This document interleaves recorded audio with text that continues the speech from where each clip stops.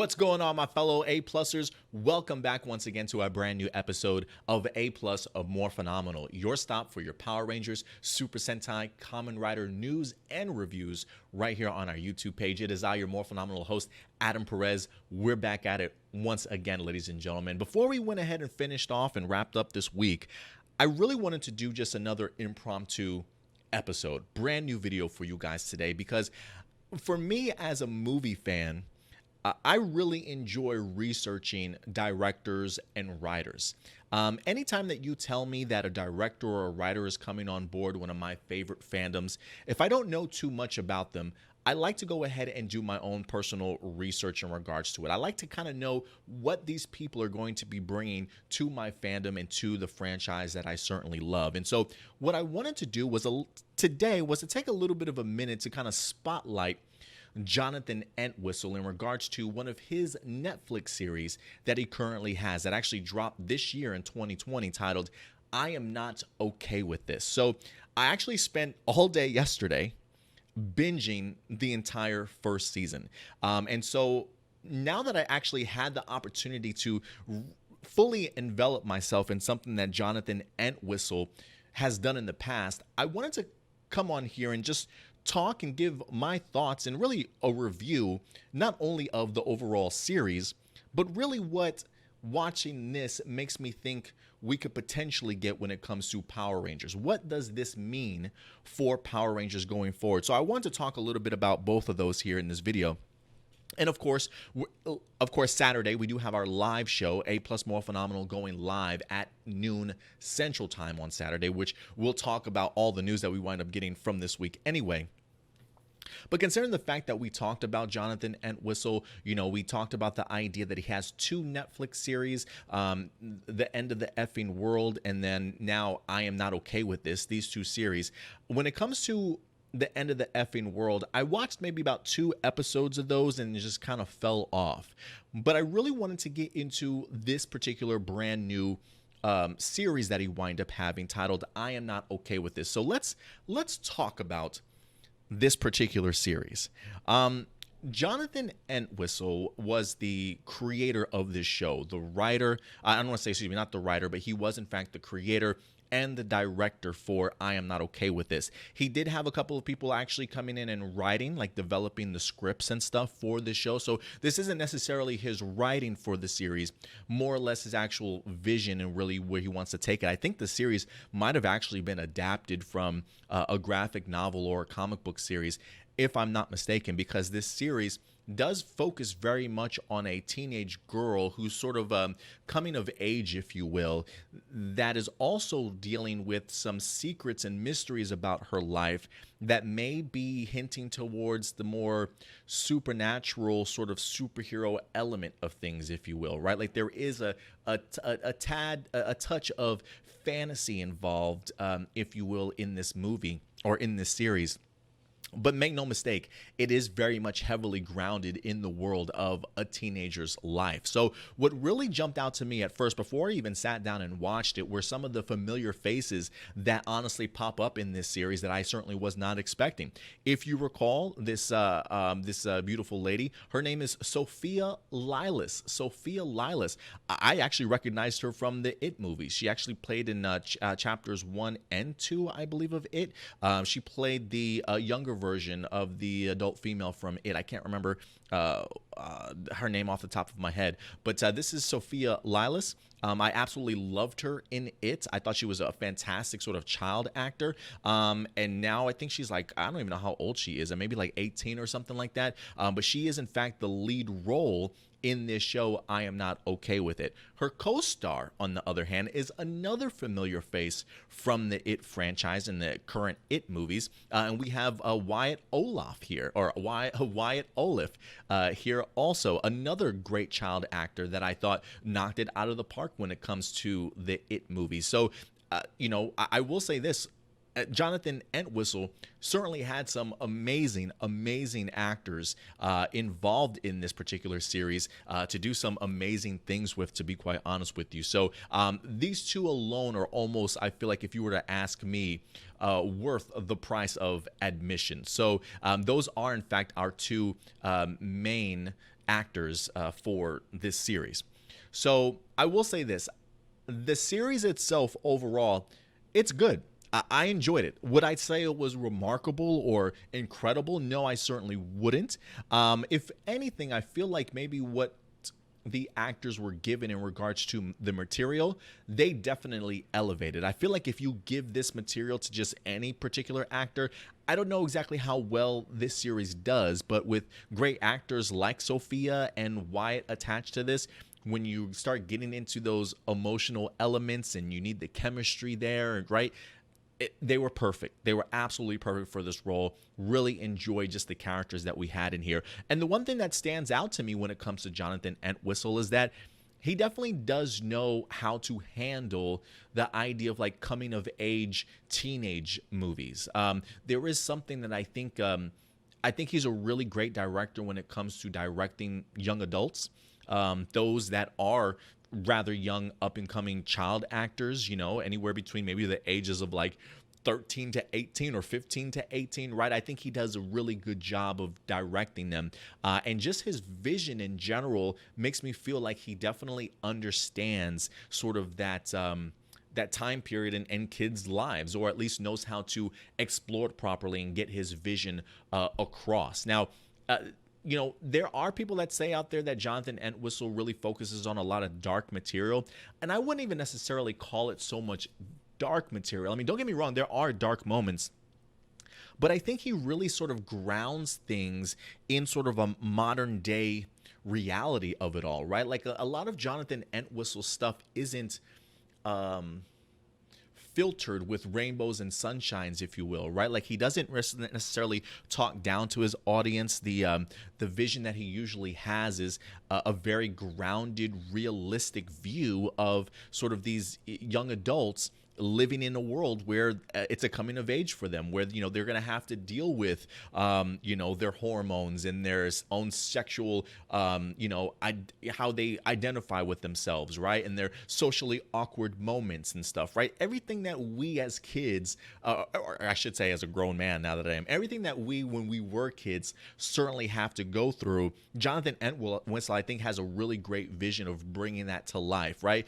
There are some F-bombs, right? There are some cursing in here. I mean, realistically, if you go to a high school, I'm pretty sure there are some high school kids out there either having sex or out there cursing up a storms from time to time. You know what I mean? So there is a realism sort of brought to this series that you won't find in, say, something like a Power Rangers, where it is all bubble gums and bubble gum and gumdrops and things like that, right? Where everything seems to be hunky dory, great teachers, and everybody's going to class and everybody gets along, or part of a soccer team or football team, and parties. Like, we don't even see parties on Power Rangers now that I come to think about it, but this is what Jonathan Entwistle brings to the table. The idea of elevating that from something like a Nickelodeon to a more realistic way for teenagers to kind of identify with themselves sort of on screen these days, right? It's definitely not the child friendly that we're certainly used to. So when Hasbro tells us in their press release that, hey,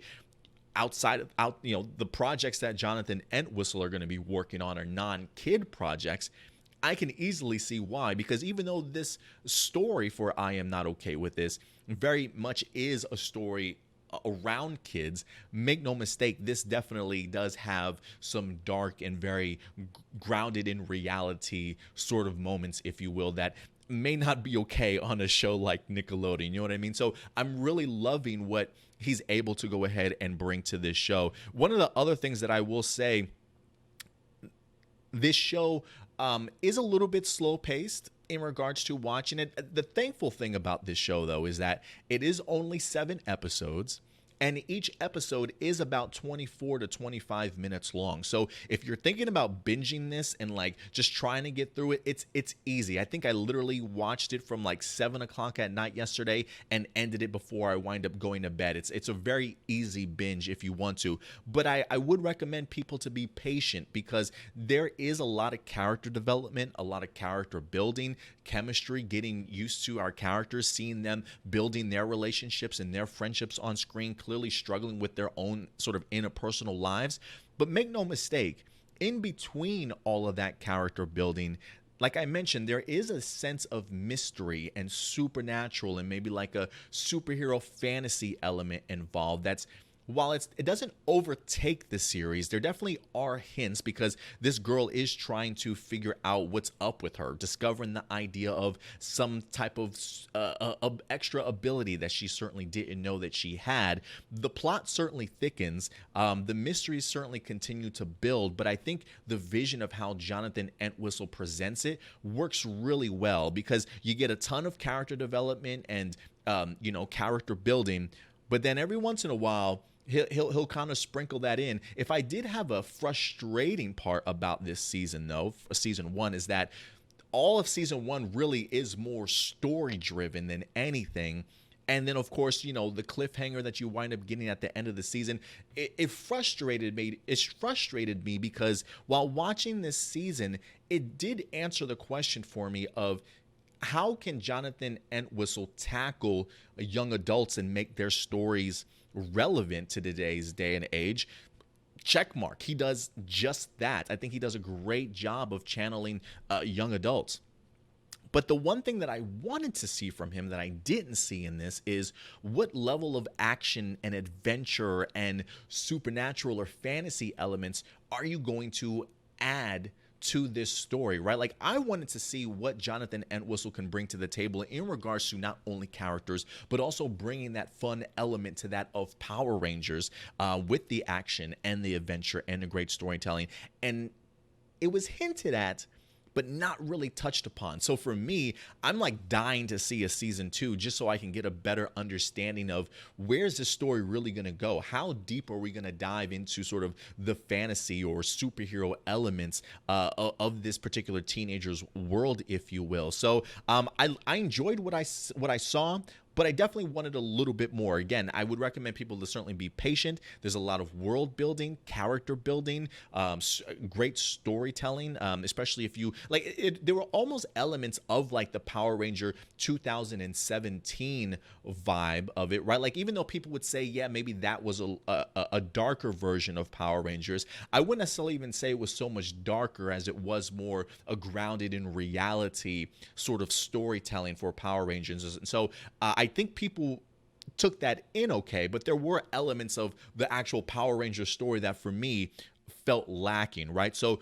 when I watch I Am Not Okay With This, there are elements that kind of remind me of the Power Rangers 2017 film, at least in regards to the focus on its characters, right? And you've got great talented actors that are going to bring the best out of these characters. That's exactly what I see when I Am Not Okay With This. So I enjoyed the relationships. I really did. I enjoyed learning about all these characters. The performances were great. I even loved the hints of the supernatural and fantasy element that was going to be in this season. But if there was anything I was disappointed in it, it was the lack of the supernatural and fun side, I guess you can say, element of what I was expecting. I was hoping for more of it in this first season, but it feels as though if we do get ourselves a second season, that's probably where it's going to wind up coming to. But who knows if we get a second season now at this point, right? With Jonathan Entwistle and his plate completely full right now, it feels like overseeing the Power Ranger franchise. Who knows if he's actually going to go ahead and continue along with this. But for me, this does give me hope that the vision that Hasbro was talking about in regards to how Jonathan Entwistle is approaching Power Rangers, when I watch this series, I can get on board with it. I still feel like I need to see a little bit more, but watching this definitely makes me feel comfortable that if there is anybody that's going to focus on teenagers and them in high school, I think Jonathan Entwistle is going to do it, because there are moments in this season that feel very much like the classic 1980s sort of John Hughes, right? The idea of the high schoolers, everybody with different personalities, the troublemakers, the jocks, the nerds, right? Being in detention and stuff, getting into hijinks. Like, there definitely are fun elements. Like, this isn't just a sit down and slow pace, be depressed all the time sort of thing. No, I think it's a focus of a young girl in high school who has a lot going on in her life, unsure about things, boys, girls, sports, her life, what she wants to do, right? Like just pimples. I mean, having sex for the first time sort of thing, right? Like high schooler problems that they have to deal with. And so I love what Jonathan Entwistle was able to do in here. Again, I do think that when it comes to the character side of things for Power Rangers, he's probably going to knock it out of the park. But again, I would recommend you guys check it out, and I would be fascinated to know what you guys think of this particular show. So if I had to go ahead and grade this show, I probably would grade it maybe like a B minus. I feel like if we maybe got a little bit more, anywhere between like a B minus, to be quite honest with you. So I'm going to be waiting for season 2. Hopefully we get it, and we'll definitely go ahead and let you guys know what we thought in regards to it. But I just thought it would be really cool to kind of highlight Jonathan Entwistle, since I don't think many people are too familiar with him or his work. But for me, again, somebody that's big into television and movies, I want to know who's going to be running my franchise and what their vision tends to be. And from what I've seen so far, while I certainly would love to see more, don't get me wrong, I think when it comes to vision, understanding, and character building, and presenting us with great characters and maybe even great talent, like some of the kids in here that we talked about, Wyatt Olive, I would love to see this kid be a Power Ranger at some point in time. Maybe even Billy. He's got great charisma, great quirkiness about him. I honestly would love to see him. Who knows, maybe even somebody like Sophia, maybe she comes in and is going to be like a yellow or pink Ranger at some particular point in time. I think the fact that Jonathan Entwistle has a relationship with Netflix, has a relationship maybe with some of these actors, maybe he can get some really incredible talented young actors to go ahead and play roles in the upcoming Power Rangers series. But we'll see what happens, guys. But overall, I enjoyed the series. I definitely am looking forward to seeing more. But Jonathan Entwistle, you definitely get the thumbs up for me in regards to seeing what you're capable of doing. So let's see how the rest of it certainly goes. And if anything, I'll be more interested to see the writers that he winds up bringing on board to really make his vision come to life even better. So guys, definitely let me know your thoughts. I thought his directing skill was pretty good. I like the idea of him being a showrunner. It seems as though everything goes pretty smoothly. He seems to get actors that tend to elevate the material that he's certainly been given. Yeah, guys, check it out if you get the opportunity to. But other than that, guys, that'll do it for us here today. If anything, again, we'll talk a little bit more about Jonathan along with the big news this upcoming weekend on APlus Morphinominal live Saturday at noon Central Time. So other than that, ladies and gentlemen, that'll do it for us here. I'll see you guys this weekend. In the meantime, though, do me a big favor. Take care of yourselves, take care of each other, and of course, keep it A+. May the power protect you. Talk to you later. Bye.